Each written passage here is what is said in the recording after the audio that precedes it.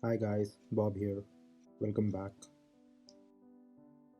To change ear tips on AirPods Pro, just unfold the silicone ear tip, hold it from its neck and pull firmly. It will come off. Now take out the replacement ear tip from the holder provided by Apple. Pull the replacement out.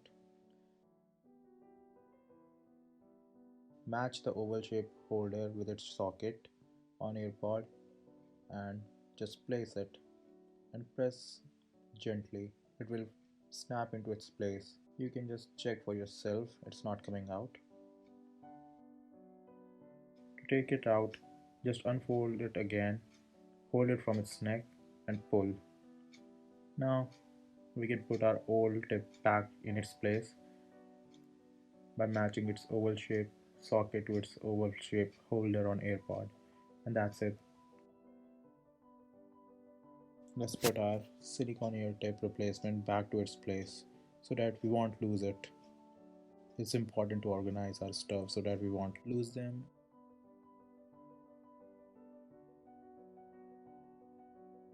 Thanks for watching. Please like, share, and subscribe. Have a great day.